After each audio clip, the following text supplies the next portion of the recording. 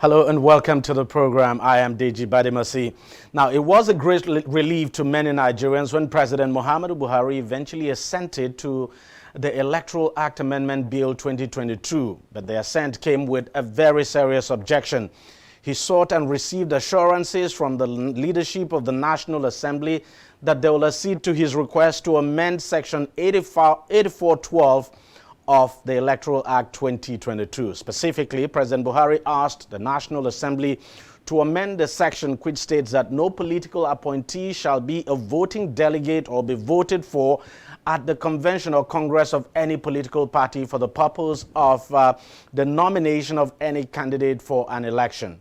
Buhari says the amendment is necessary as the clause constitutes a fundamental defect and leads to the disenfranchisement of political office holders. But surprisingly, when the bill was read for the second time on the floor of the Senate, the senators kicked against it and voted no when put to a voice vote. But it seems the presidency will not accept that decision. The Attorney General of the Federation and Minister of Justice, Abubakar Malami, while speaking to journalists at this week's Federal Executive Council meeting, says the government will explore all options to find a way around it, including going to court or accepting the law as it is. He explained that the government has three options available to it, part of which is to ask the legislators to reconsider their stance, including approaching the court or accepting the law, of course, as I said, as the law is. So at this point, what chances does the presidency have to change the decision of the lawmakers? Joining me to discuss this further is Sebastian Ozoana, who is a legal practitioner. Thank you very much, sir, for joining us on the program. Let me start off by asking you, do you think Section 8412 of the Electoral Act that's the Electoral Act as amended 2022 now, do you think that clause actually disenfranchises political appointees who are members of political parties? To be frank with you, a lot of Nigerians, including myself, commended the National Assembly for passing the Electoral Act 2022, particularly by having that section 8412. You see, everybody knows how powerful these political appointees are when it comes to nominating candidates for the purpose of nomination of candidates for any election. That is what they were trying to gather against. You see how powerful the governors are, the political appointees are. They carry a lot of weight. They carry a lot of influence that detracts from democracy, that detracts from free and fair nomination of people that will go to the various conventions for election of party members.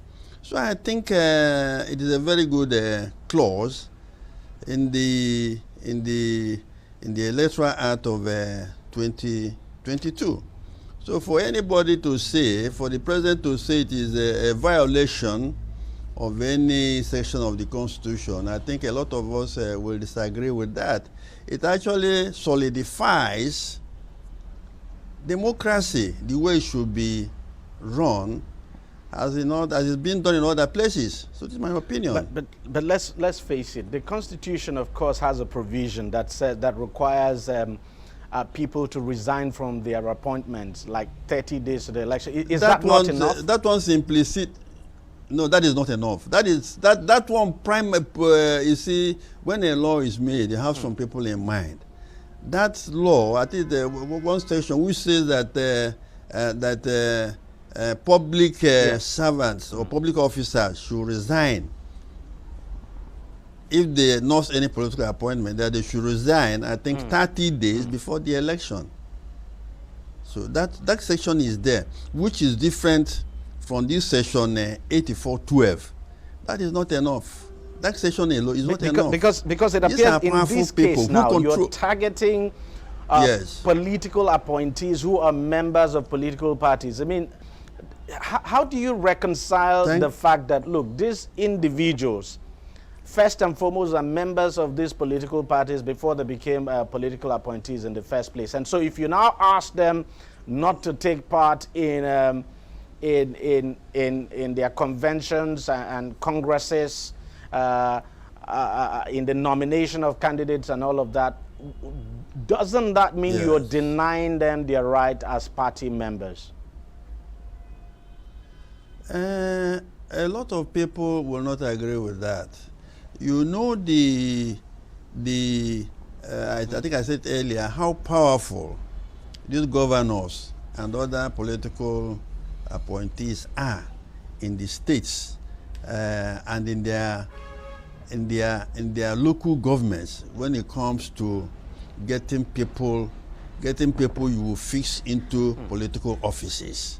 So that is the thing. It is not normally done democratically. They are handpicked by these political appointees. That is what this section is trying to avoid. Making certain people so powerful that they decide contrary to the democratic principles of free choice. They just sit in their various constituencies, their various offices, and nominate people who will go for various offices without the proper democratic method of choosing people for positions. That is precisely what this section 8412 has come to cure. Now, so what do you make of the position of the federal government, of course, as relayed by the Attorney General and Minister of Justice, that the government is looking at various options? It might even end up going to court to get the court now to overturn that section of the Electoral Act. Yes, I think the AGF has said what he should say as a lawyer. I think I recall that the Federal High Court gave a ruling not quite long, saying that the National Assembly cannot go back on that. I've not seen a copy of the judgment, because in law, if you want to talk about something properly, you must have you must have read the judgment. We have not read the judgment; it has not been reported so far. Yeah, because you can't talk properly on a judgment until you have read it. But I know that there is a court judgment which said the National Assembly cannot or should not go back on that. That even evoked certain statement from the Senate President when it was saying they were not going to obey it. They will obey that Federal High Court judgment. So the AGF, back to your question, the AGF has said what you should say. So that the federal government has three options. One, the legal option of going back to court. If they have to go back to court, they'll be going on appeal, because already there's the Federal High Court judgment on that. So if the federal government feels dissatisfied, all they can do is to go on appeal on that particular judgment. Then they said, the AGF also said that they want to, another option for them is political solution, either by lobbying or talking to members of the National Assembly to review their position. Then the third one is to accept the law as it is as of now. So he has said what he should say. That's what law-abiding citizens should say. You either go through the law, or you go through political solution by lobbying and talking to members of the National Assembly, or you accept the law as it is. So I think, in my opinion, the AGF has said the proper thing. The issue of lobbying, don't you think that's dead on arrival? Because whether we like it or not, the lawmakers who made this law also took their interest into consideration, because we can't deny that fact. so how are they going to convince these lawmakers now to change their mind, especially when the lawmakers are trying to protect their interest? Yeah, lobbying. When you talk about lobbying, when you lobby people, they can change their mind. Every human being has a right to alter his position at any given moment. So if they lobby them properly, I remember those days when we saw some Ghana must go bars flying in the Senate or something like that. That included also that was also called lobbying. So if they lobby properly, I think they might be lucky to get what they want. Provided that lobbying does not involve the exchange of Ghana must go bags. Well, I'm not a politician. I've never been a politician. I'm just a lawyer, but I know that lobbying also includes some other ways of trying to get people to change their mind. All right, Sebastian Ozana, thank you very much for joining us on the program, sir, and for sharing your thoughts with us. Thank you very much. Hope to see you from time to time. Thanks a lot. All right, we'll take a short break and we'll be right back.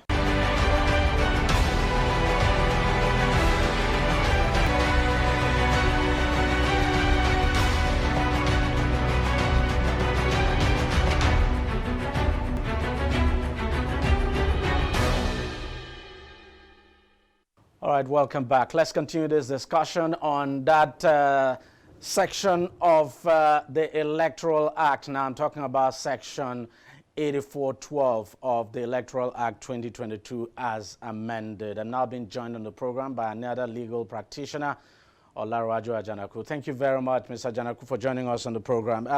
Let me get your take on this section. Why do you think it is generating so much controversy? Because the president still wants that section of the Electoral Act amended. Well, if you look at the provision, section 84 critically, parties do feel that will be the powers they have will have been taken away from them one way or the other. They want to be able to decide on certain issues, but by virtue of that, giving them power to manage their parties, give them powers in respect of people to come into affairs of the parties, but they are saying, as the president wants it, want a situation where there will be internal mechanisms that can be used to propagate their intentions at all times. That's why our officers, some of these parties are saying that, look, we need to go to court to strike down that provision of but in your view, is that provision actually does it disenfranchise, just as the executive is arguing that it disenfranchises members of the political parties now from being either from voting or being voted for? Because the truth is that these political appointees are still members of their political parties, and some of them are actually senior members of their political party at that. You see, one thing, some of them are afraid because they are looking at it that power will devolve from those individuals now to the party. It has always been that, even with the issues pertaining to defections and all that, they are saying, look, if I will get to what you asked now, that if you defect from a party, then you should automatically lose your position in that regard. But because you got into that position through the platform of the party. But they are saying, no, that the executive members or members of the political parties should have a say in how matters concerning them are done. But what the president wants is still a situation where you keep them in the embryo, where they can bring out their fingers and they won't be able to hold on to anything. They can even bring out their full hands and they won't be able to do anything. Why come or put them in a situation where they can only shout, they can only back? But what I'm asking is this. What I'm asking is this. Look, if you say senior members of political parties cannot take part in conventions and congresses of their political parties until they resign their appointment, or that they just can't take part in it, are you not disenfranchising them? That's precisely what it is. That is precisely what it is. But what I'm trying to say that they are trying to come through the back door to say, look, you have a dog.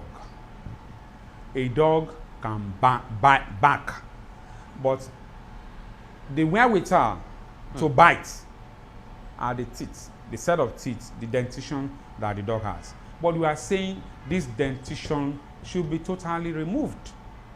So, what are you doing? What are you saying in essence? That these ones are just executives for fun.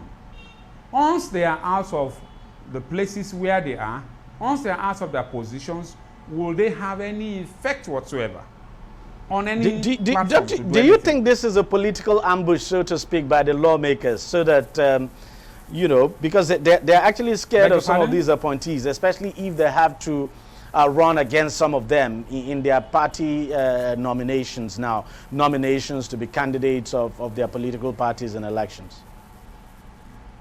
Apparently, you have said it. Fear is one of them. Fear is one of the reasons why they are saying, no, you must resign. Because they feel sincerely, too, that their fear is genuine. That if you are in a position, you have the power of the government to use against them because you are still in position. If you are there, let us play on a low level. Let it be on a level playing ground, where you have no backing of the government, where you cannot use the resources of the government. Then you'll be on the same pedestal with them. You can come in to campaign. You can come in without the fund of wherever you are, but your own fund. But then, if you are there, one way. Those ones who are saying they will be disenfranchised who are saying things that are not too good. They should also think about the class where they are. In truth and indeed, would they be disenfranchised? The law is clear. If you want to go for a particular position, resign from that present position where you are and make it public. So be on the same, don't have any undue advantage over others because of the position that you are holding. Stella Raja Janaku, I think we'll just have to leave it there. Thank you very much for joining us in the program and for sharing your thoughts with us on this knotty issue. All right, we'll take a short break and we'll be right back. Stay with us.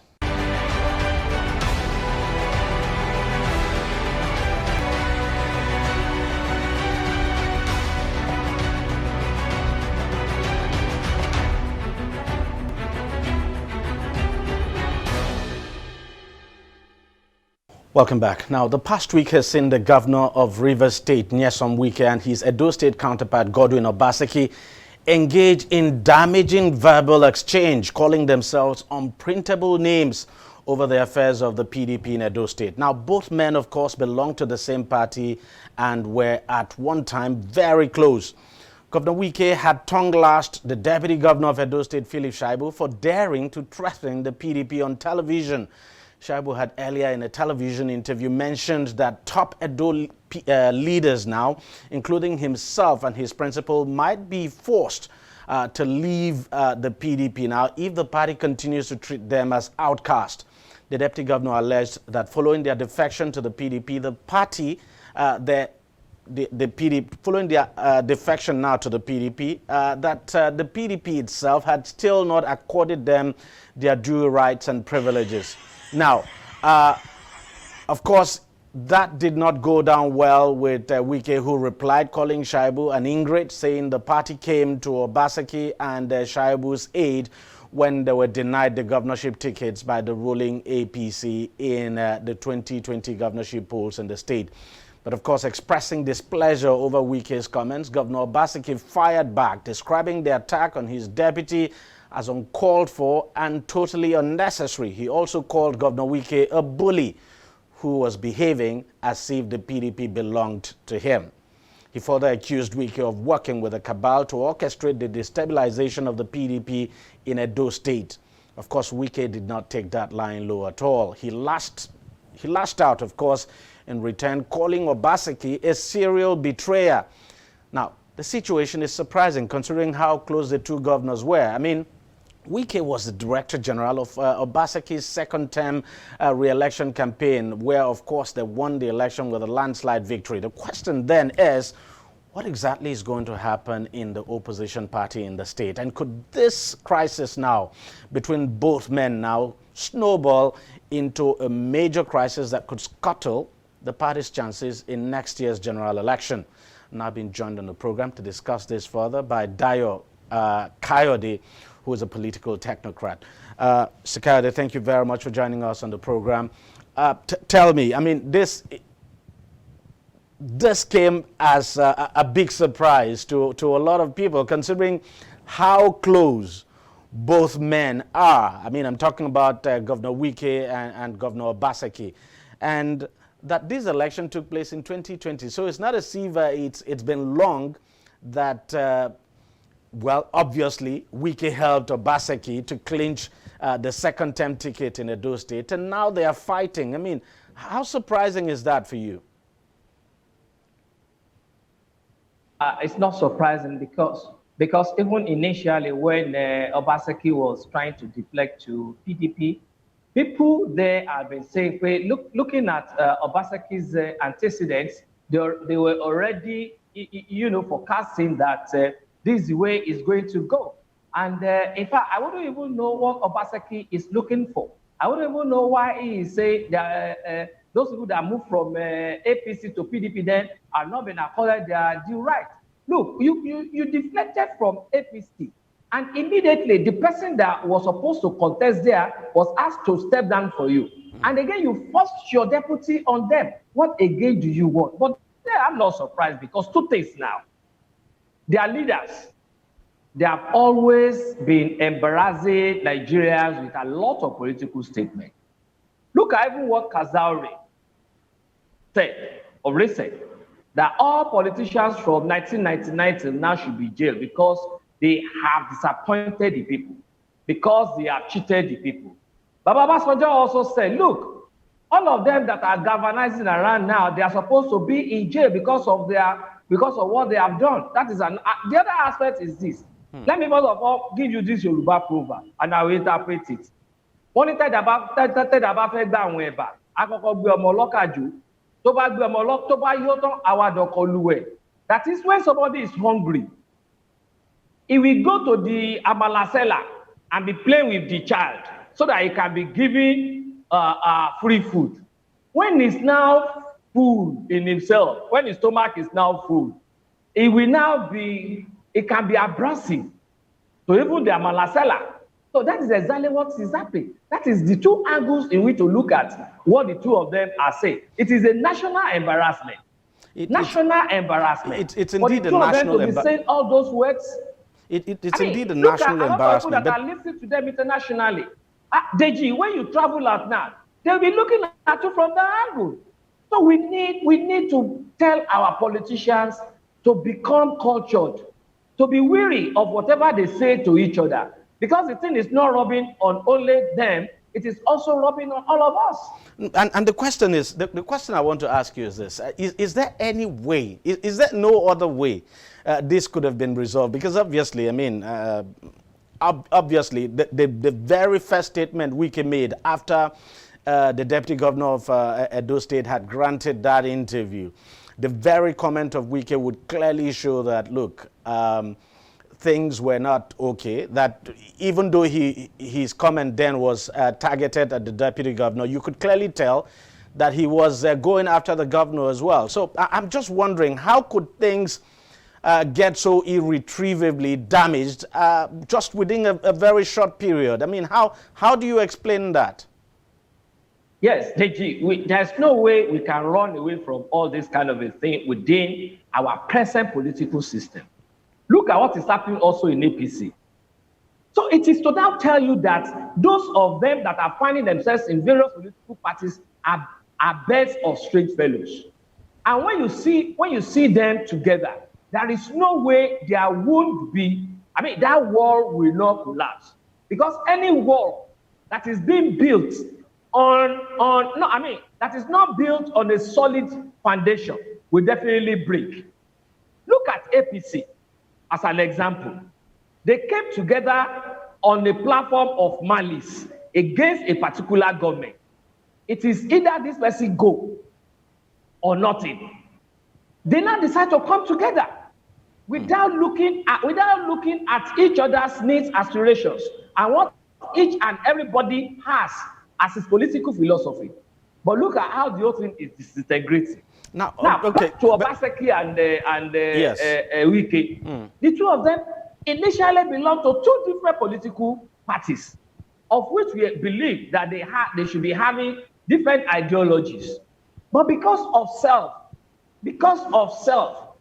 Obaseki abandoned where his own ideology rests and decided to come to where he can get that self-fulfillment. So now that he has gotten that self-fulfillment, he is now bound to show his normal behavior. Because there's no way you can you can hide your behavior for long.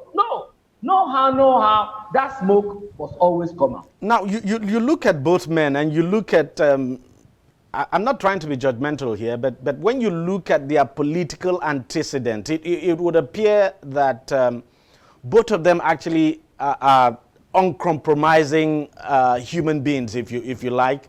Uncompromising in the sense that you look at what happened to Governor Obaseki in the APC, all the efforts that were made to, for instance, resolve the problem between him and Adams Oshiomhole. Then it didn't yield any result.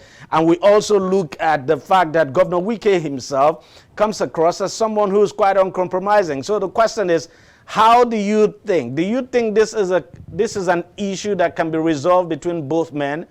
Do you think, because the party is simply asking them not to make things difficult for it, but we're not seeing much effort, being made to reconcile both of them. You see, let us look at 80% of our politicians in this country. How many of them are compromising? Then when you now go further, why are these people highly uncompromising? It is because of two things. One, self. Then two, trying to show that, yes, I am the landlord here. Trying to show, yes, my voice must be heard at all times here. Then thereafter, you will see them coming back. After they had finished flexing muscles, they will now come back. There's no doubt about it. But do you see it coming back here? Do you see it coming back here? Two things can happen. You say what? Do you see it coming back here? Yes, most likely, because I want to give kudos to His Excellency Dr. Bukola Saraki, His Excellency Atiku Abubakar, and there's some other party stalwarts that called the two of them for a meeting, I think about 2 or 3 days ago. And I am very sure that because PDP wants to get back to power, PDP wants to show a kind of a credible opposition now. They will try, I'm sure they will try as much as possible to see how they can resolve themselves. Then even Wike, he has gotten into a lot of the problem with some other people in the past, and at the end of the day, getting all those things resolved. So I'm very, very sure with Wike's stature and the Wike that is the PDP that I know, this issue is likely going to get resolved. Except if Obaseki, who had come to join them in PDP, he said, look, I'm not going to get it resolved because I'm looking for a way to go back to APC. Okay. We'll just wait and see how it plays out. But I just hope that, because if it's not resolved, there's no question that it will to some extent Definitely it will be resolved. Definitely, I'm sure it will be resolved. In the next election. All right, Dayo Kayode, thank you very much for joining us on the program, and thank you for sharing your thoughts with us. Well, that's how much we can take on the program this week. We thank you very much for watching. I'll see you again next week. Bye-bye.